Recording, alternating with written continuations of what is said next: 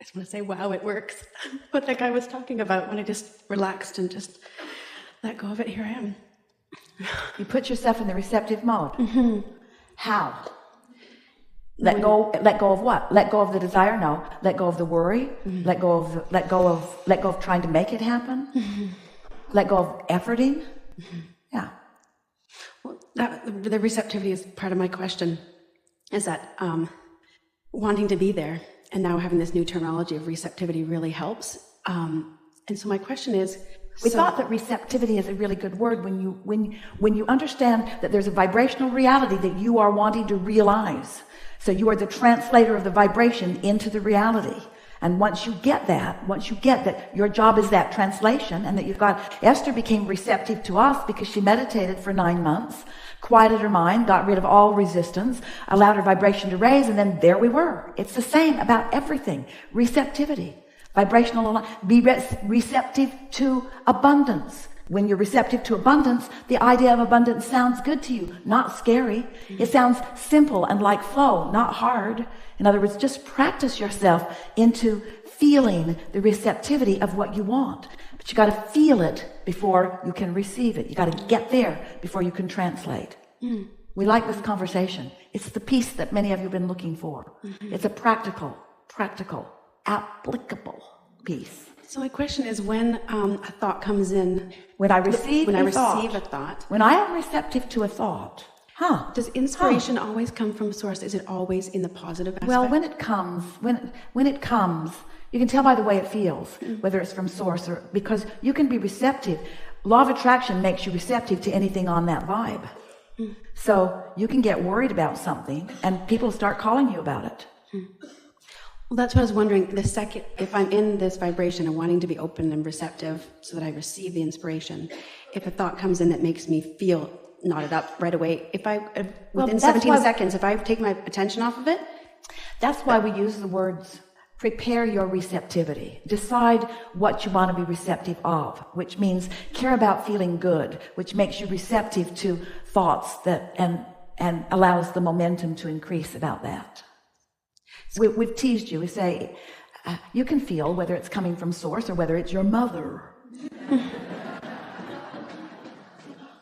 Yeah, I guess I really just, in my mind, it feels helpful to know that I can, in a sense, not trust that negative one, because I know source is not thinking the same thing. So if I just can go, you know what, within that 17 seconds, wipe it out, and I won't then start creating a momentum in that direction. Someone asked us the best question ever, because it gave us an opportunity to give our best answer ever.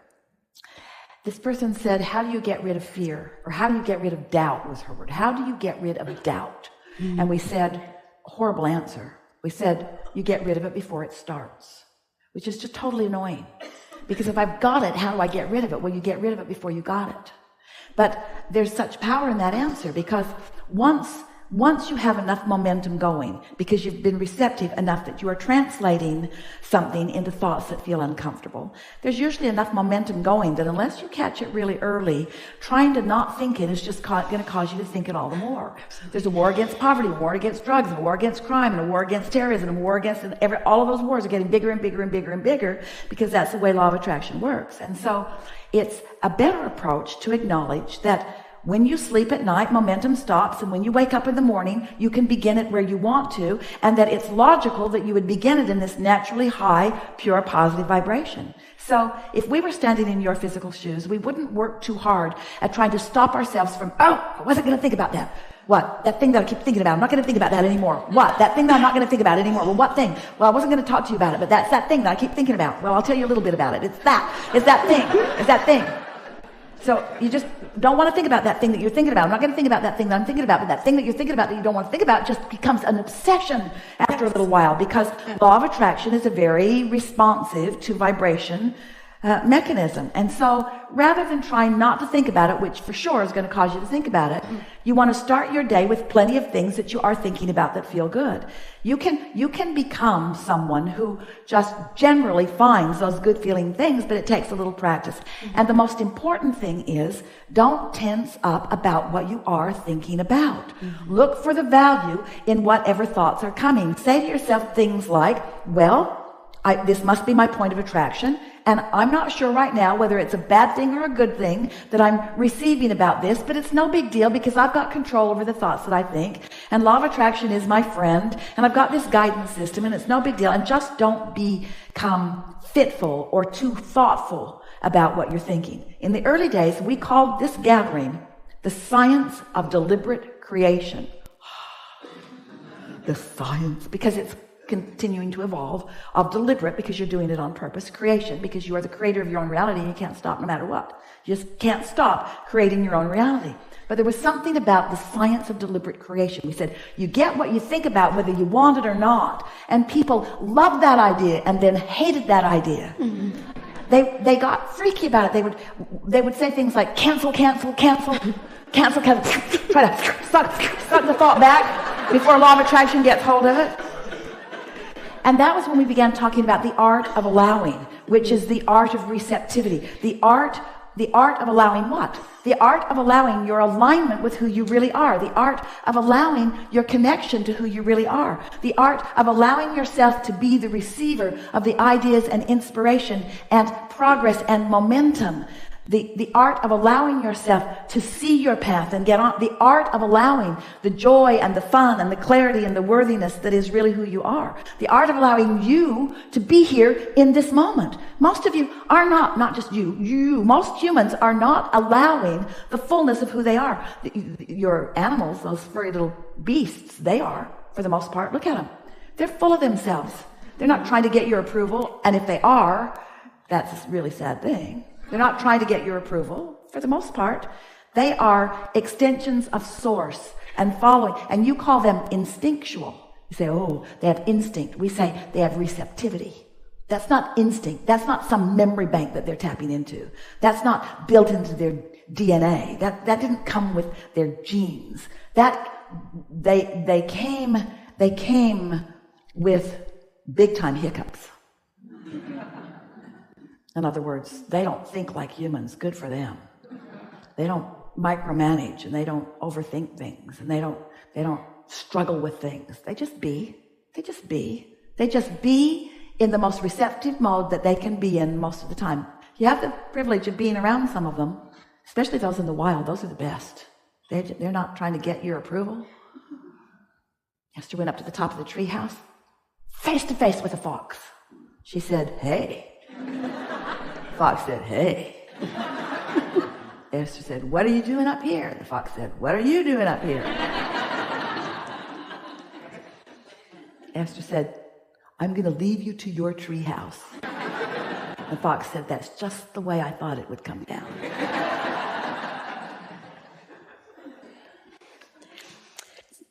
So I struggle with asking this because, well, I know you'll give me an answer anyway, but So you struggle. Because I kind of know the answer, but we've become the gurus of nitpicking, haven't we? Yeah. Do you really want to begin a conversation with the word struggle? No. Does the word struggle represent how you feel in this question? No, I would like to know the answer. But wait, walk through this with us. In other words, how do you get rid of doubt? You get rid of it before you've got it. So how do you get rid of struggle? In other words, don't ask the answer to this question to eliminate the struggle. Eliminate the struggle, and then you will be receptive to this answer. Okay. Can you hear the difference? Yeah. So instead, it's a curiosity. I'm curious if... I don't really want to know. I'm not struggling as much as I was a minute ago because I really don't care.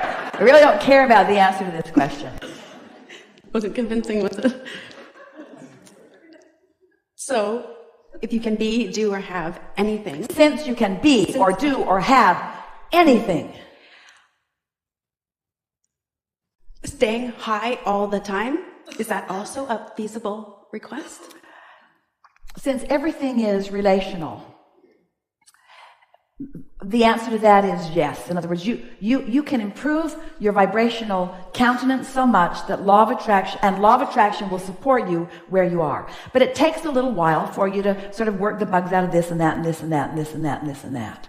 What it really comes down to is just finally caring enough about how you feel that your opinions about things are not so important. You've done such a comparative thing between yourself and others that almost all humans care more about being right than they do about being happy. Mm-hmm. And that's a problem for you, because the other day Esther was at her new house in Utah, and her sister was there, her big little sister. She's got a big little sister and a little big sister. It was her little big sister. Aren't you glad you came? And a bouquet of flowers had been delivered, and Esther was trying to move them to another place, and they were very heavy. It was a very large bouquet, and it was very heavy. And Esther said, part of it is this glass vase, as she set it down on the table, clunk. And her sister said, it's not glass, it's plastic. And Esther said, no, that's glass. And her sister said, no, it's plastic. And Esther clinked her ring on it. Glass. No, that's plastic. Esther clinked her ring. Are you kidding me? Esther clinked her ring on it again. That's clearly a glass vase. No, it's plastic. Esther went into the other room looking for something plastic. Brought the plastic and gave a comparison. Plastic, glass. Plastic, glass. Her sister is still insisting that it's plastic. It took everything Esther had not to just go, glass. Sort of came to her, why did it matter? Why did it? And the reason that it matters to you is because you've been living life. You've been collecting data. You've been coming to conclusions. And law of attraction has been making reality out of what you believe. So you've come to believe that you are right. And there's this comparison about what the others are thinking and what the others are doing that serves you in the sense that it gives you the contrast and causes you to identify what you want. But if you could make this one decision today, I no longer care about being right, but I really, really care about feeling good. I care about feeling good.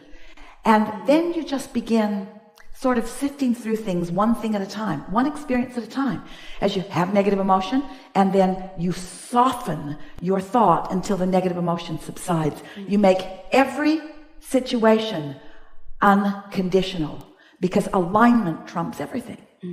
So you no longer care about being right, because really, you're not being measured against all of the other righters and wrongers in the world, and then you're being rewarded based upon your degree of rightness. Ooh, where do you get this stuff? You are pure positive energy, focused here and now, allowing a little bit or a lot of all that you are to explore and receive the perfection of this moment, you see. So what were you talking about? I think I got that now, for sure. And in relation to that, that is a wonderful thing that I've been able to learn more and more through your teachings, letting go of trying to be right. But in one instance where it feels good to be right is when I'm in alignment. My decisions, for me, only me personally, they feel so right, because, and it's so clear. Because what the true definition of rightness is clarity. Yeah. And what the true definition of clarity is alignment. And what the true definition of alignment is in sync with broader perspective, who knows the big picture, who knows the whole of everything. When you've got that kind of clarity going on, doesn't that feel wonderful? Absolutely. Ambivalence is so annoying. Clarity feels so good. Yeah.